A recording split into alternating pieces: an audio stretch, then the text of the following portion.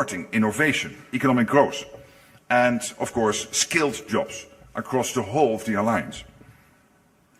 This work must continue, and that's why I'm happy to announce that allies are taking a historic step to enhance NATO's fuel. While allies continue to finalize the details, we know that this 27 billion euro investment will modernize our existing fuel storage and distribution infrastructure and support new facilities, including pipelines towards the eastern part of the alliance. We are also ensuring that we are using technology to our advantage, including through the adoption of powerful AI models and the development of an interoperable transatlantic warfighting cloud. So here again, credible deterrence and defense depends on what we deliver, and we are delivering. Allies also reaffirmed NATO's unwavering support for Ukraine. As Russia continues its war, we will continue to ensure Ukraine gets what it needs. Allies pledged to provide at least 70 billion euros in military equipment, assistance and training for Ukraine this year and again next year as we continue to press for peace. As Ukraine shifts the dynamics on the battlefield, our support must continue. This summit has shown that the alliance is stronger than ever. An alliance that is united and ready to defend every inch of our territory. Here in Ankara, allies reaffirmed their ironclad commitment to the collective defense under Article 5. That an attack on one is an attack on all, and we will stand together. Our unity, solidarity, and collective strength remain the foundation of peace, security, and prosperity. The leaders also agreed on the importance of modernizing our alliance and building for the future. That means a stronger Europe in a stronger NATO. With European allies and Canada working with the United States, taking on greater responsibility for the defense of the alliance. Transformative investment in defense, major deals for industry on both sides of the Atlantic. We are rebalancing our security for the better. That is what NATO 3.0 is all about. An alliance that continues to adapt. An alliance that continues to deliver. To keep 1 billion people safe. Thank you. All right, we'll turn to your questions. Let's start over here in the fourth row, second seat in.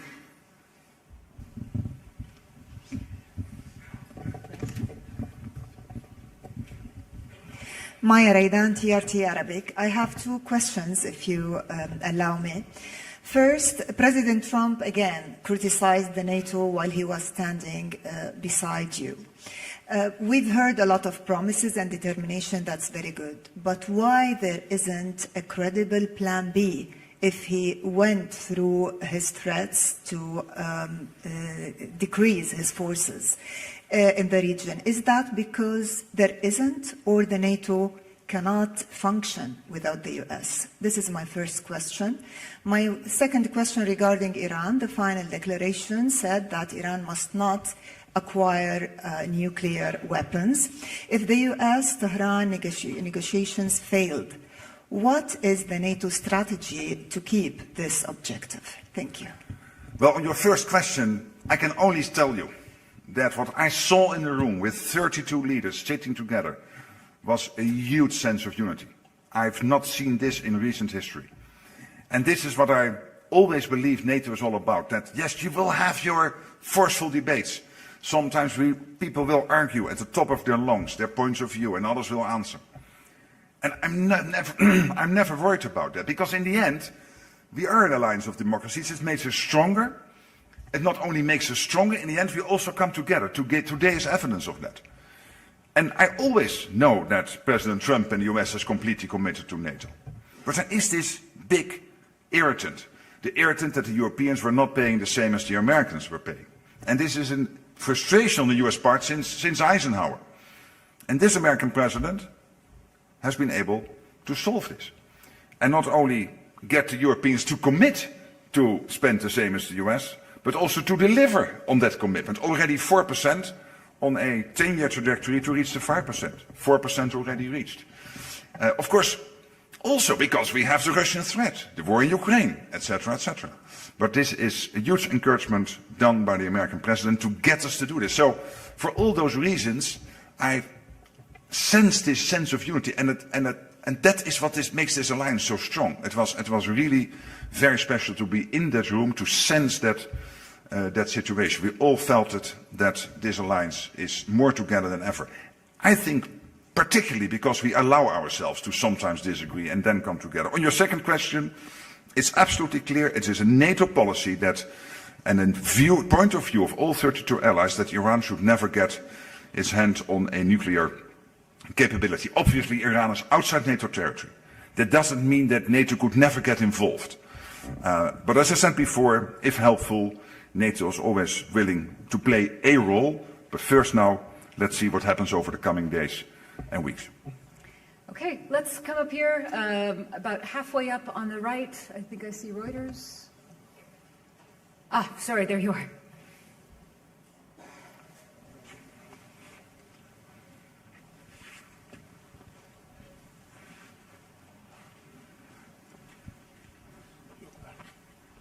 Yeah. Oh, okay. Yeah, we made it. I'm Lily Bayer from Reuters. Hi. Thank you very much for the question.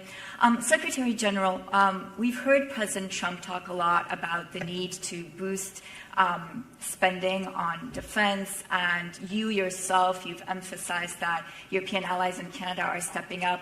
But NATO released new data yesterday, and what it showed is that there's actually quite a big spread in terms of what allies are spending as a percentage of GDP. Some are spending a lot, but there are actually quite a few allies that are still around 2% and don't have clear plans to make it to 3.5% on core defense. So what is your message to those allies, and do you foresee those allies that are still around 2% moving up soon? Thank you. Well, let's indeed, as you already implied in your question, and I agree with that, agree that $250 billion spent more in 2 years, Canada, Europe, is massive. And there is a max to what you can spend more in 1 or 2 years, because you still have to recruit the men and women in uniform. You have to make sure that the defense industrial base produces the output. And of course, we are also ramping up the defense industrial production, but also there you need a couple of years to really get it going. Yes, there is always a certain spread between one country and the other. On the other hand, when you look at 4 big economies, Belgium, Italy, Spain and Canada, they were far from 2% a year ago. They all committed to 2%. And I always sense that if you have to make such a jump from 1.3, 1.4% to 2%, that means, in the case of some of these countries, $5 to $10 billion extra spent in 1 year, that you need to give yourself a little bit of time to indeed spend the money. Again, the absorption capacity, but then at a national level. But all these countries commit to move forward and to deliver on the The Hague targets. All right, let's come to the front row here. Can I get a mic down in the center? If you can come down past the barrier. It's easier.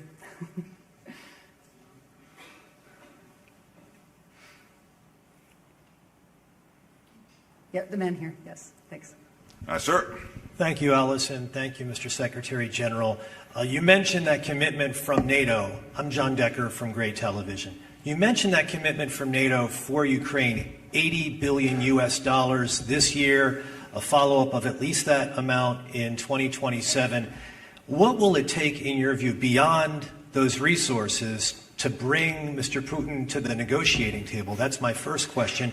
And my second question, we're here in Turkey. What's come up during the president's time here is that S-400 missile system that Turkey possesses. Are you comfortable with that Russian missile system in the hands of a NATO ally? That's my question. On the second question, this is primarily a bilateral issue between Turkey and the United States, and this has been discussed, as far as I understand, also in the bilateral discussions yesterday, or at least the two countries are working on it. So let me not comment.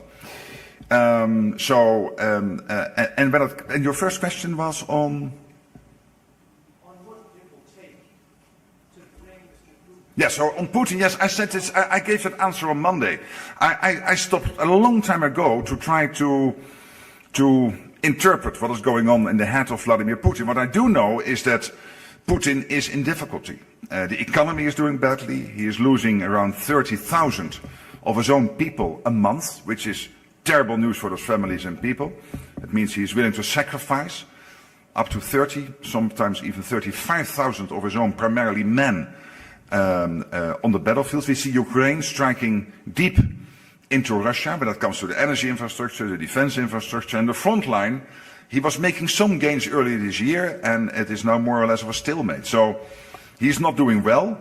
There is this firm commitment now by the 32 to continue the support for Ukraine. I think that is absolutely relevant and very important. And I know that President Trump and his team, with help from everyone who is available, is trying to end this terrible war. He's meeting now, as we speak, with President Volodymyr Zelensky to discuss what can be done more. And wherever we can be helpful, we will be helpful as NATO. But let me not try to predict what's going on in the mind of the Russian president. All right, let's come up here. Financial Times, please.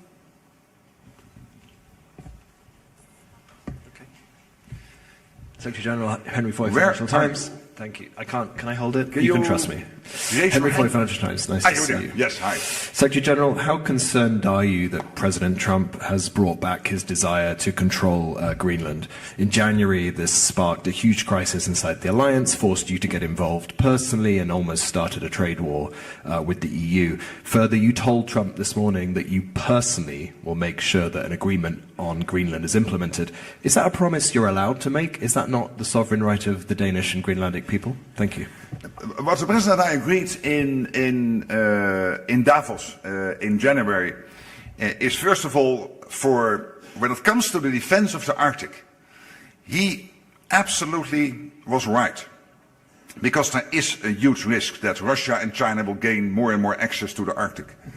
And the discussion we had and the deal we made is for NATO, particularly the 7 countries bordering on the Arctic, including, of course, the US through NORSCOM and NORAD, so that means Canada with NORAD, and then, of course, the 5 European allies, so Iceland, Sweden, Denmark, Finland, and Norway, working together, backed up by all the other allies, making sure that the Arctic stays safe. This is Arctic Sentry, launched by the Supreme Allied Commander early February.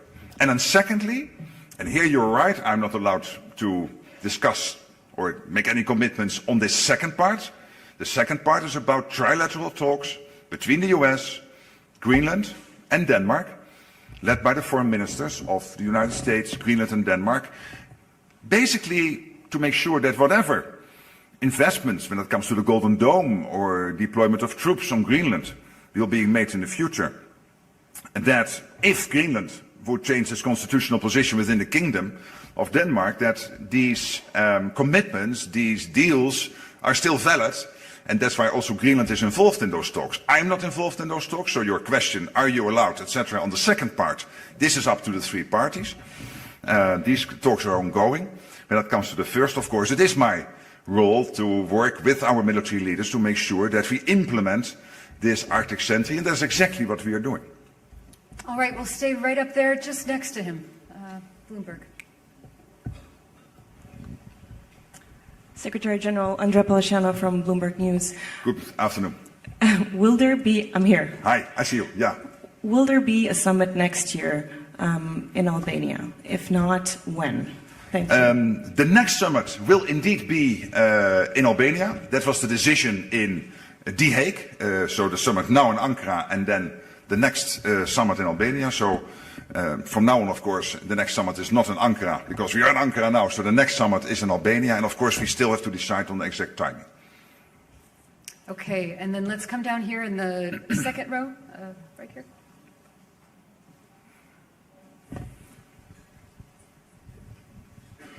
Thank you, Mr. Secretary General. Hi. Given all the challenges you laid out of defense production, increasing spending, you had kind words to say, or supportive words to say, about the president's strikes on Iran last night. If that conflict enlarges again, are you concerned at all that that could divert money, munitions, resources, attention from stopping the war in Ukraine? No, because the United States is so strong and powerful, it can do both. Obviously, we still have to produce more. That's anyway a goal we have both in the US and in Europe and in Canada. But when it comes to Iran, degrading the nuclear capability, degrading the interballistic missile capability of Iran, crucial for the Middle East, crucial for Europe, crucial for the whole world. And then, of course, the American president deciding, and I think he was totally right, last night, given the attacks on ships which happened over the last 24 hours, to do these strikes, obviously is completely the right thing to do, because this was Iran breaking the deal. All right, and then right here in the center. Yes?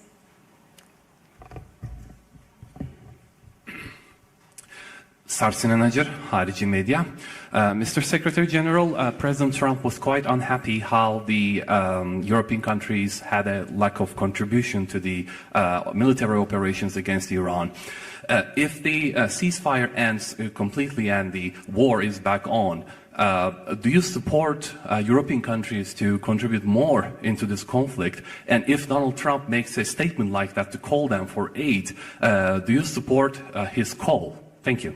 Yeah, obviously this is not so much NATO, this is individual European allies having bilateral agreements with the United States which have been negotiated over the years when it comes, for example, to the use of bases, etc.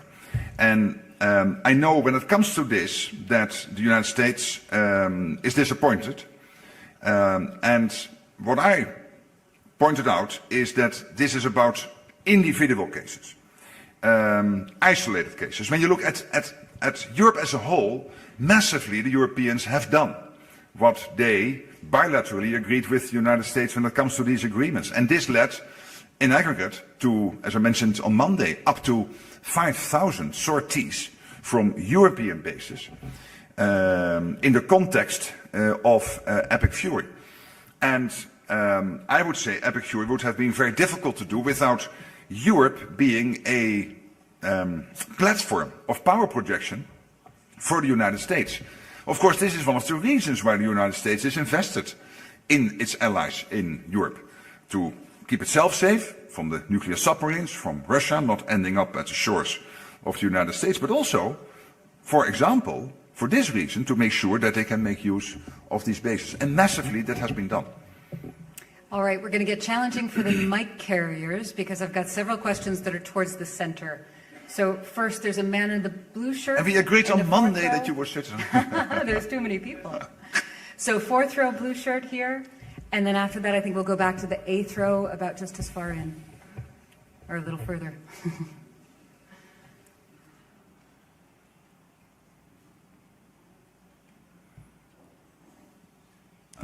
Thanks for the opportunity.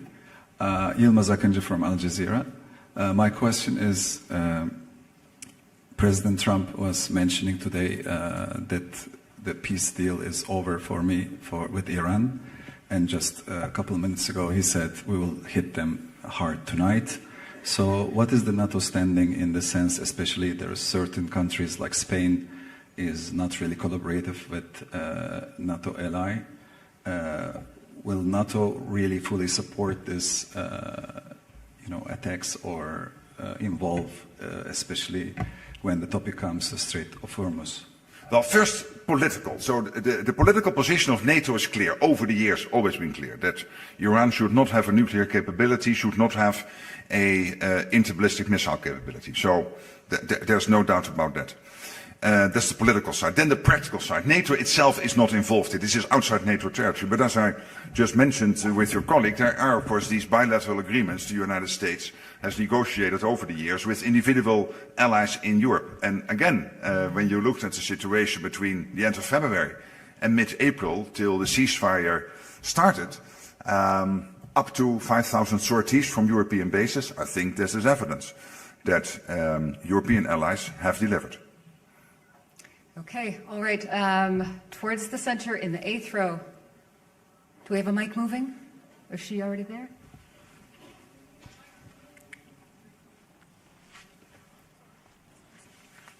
Yeah, you have to look at her. She decides. Alison decides. I see a gentleman there. Hey. Making our way. And then once you're there, please stay there because we'll take a few in the neighborhood. Thank you so much. Deborah Haynes from Sky News. Good to see you. Thank you.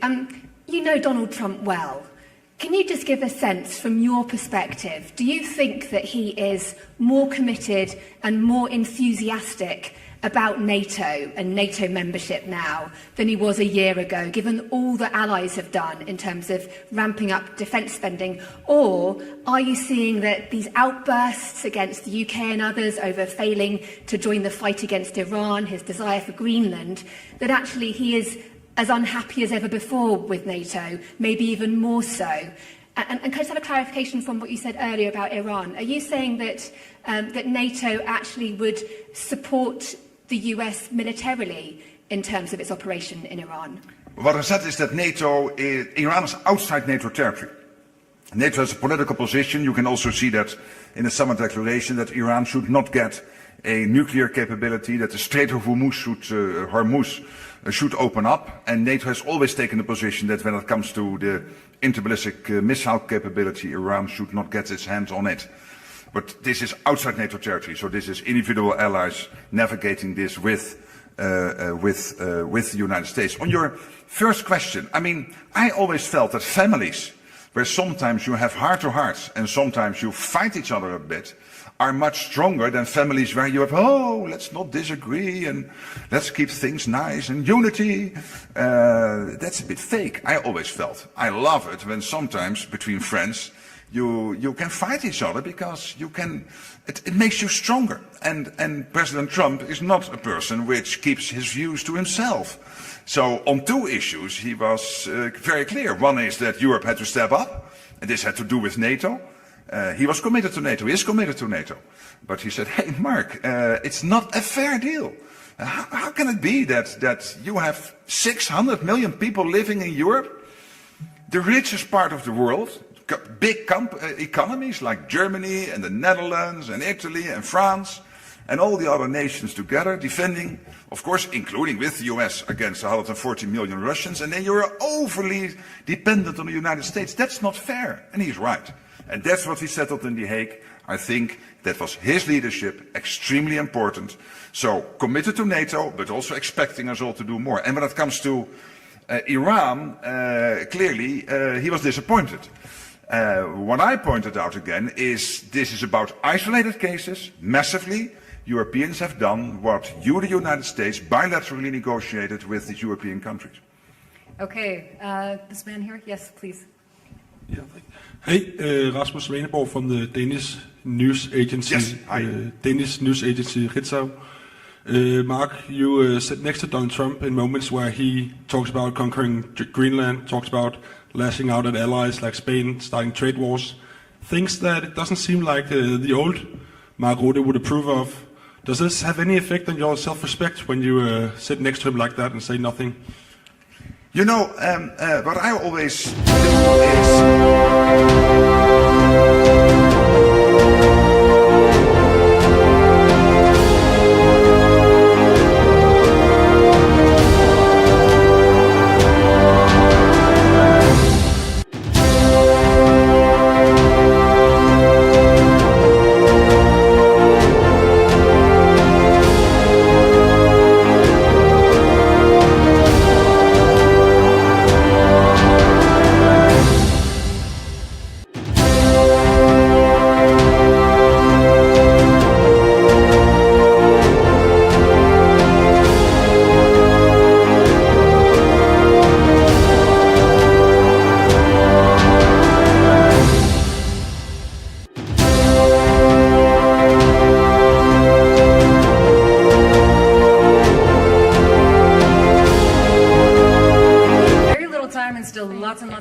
So the woman who's standing here. Epoch Times.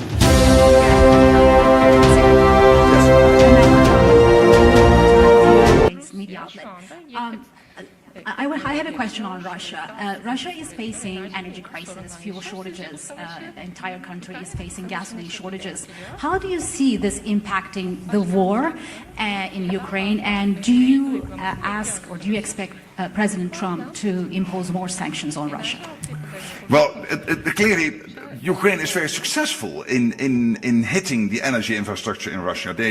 In Omsk yesterday, they claimed, and I think the Russians almost, well, I have this from the media, so I didn't get this confirmed from other sources, but I guess you reported this correctly, some of you did, at least yesterday, that they have been successful in striking deep into Russia, which was one of the biggest refinery plants in Russia. And this is part of a pattern over the last 2 months, where the Ukrainians are more and more successful in hitting the vital energy infrastructure in Russia. This is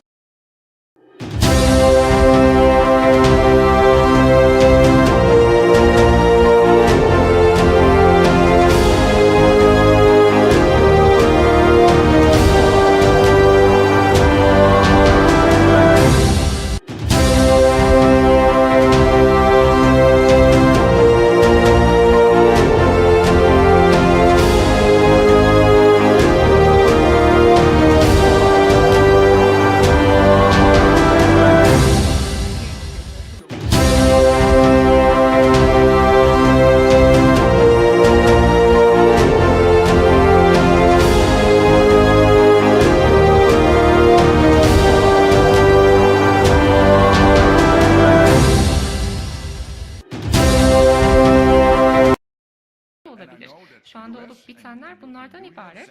AB'nin yaptırımlar uyguladığını biliyoruz, NATO'nun değil. Birleşik Krallık, ABD ve AB müeyyidelerle ilgili sürekli bir koordinasyon halinde. 2 sorumuz daha var. Turunculu beyefendi.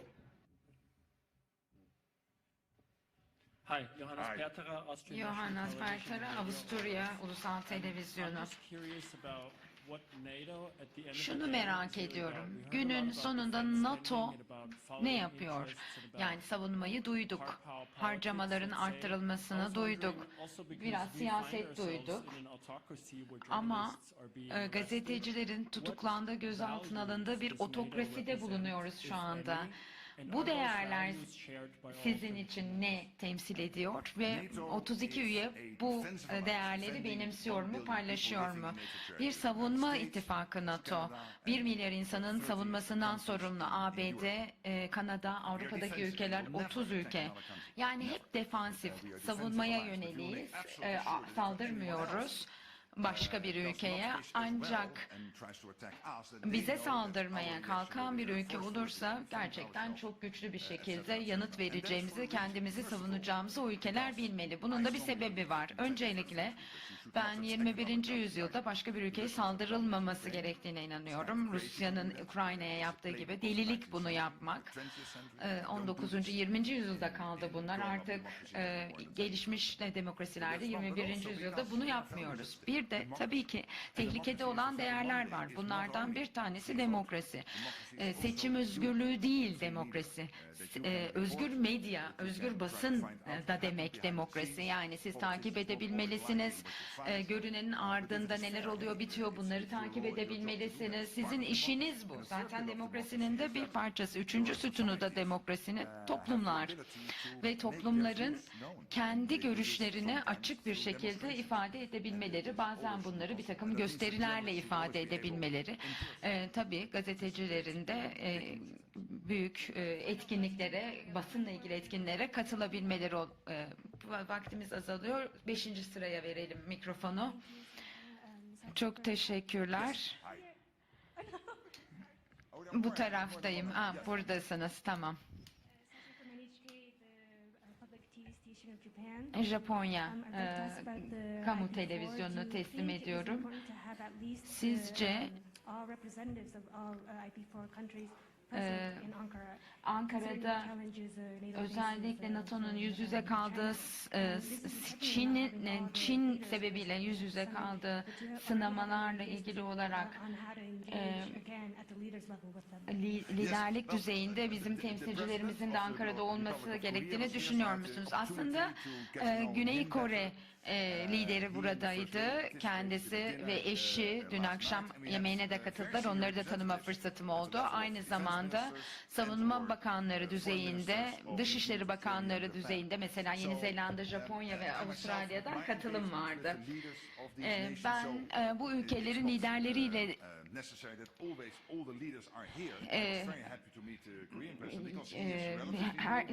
bir araya geldim. Her seferinde burada olmaları gerekmiyor tabii, ama bu seferki zirvede Güney Kore Cumhurbaşkanı ile de tanışma imkanım oldu. Geçen yılki zirvede Japonya lideriyle bir araya gelmiştim. Diğer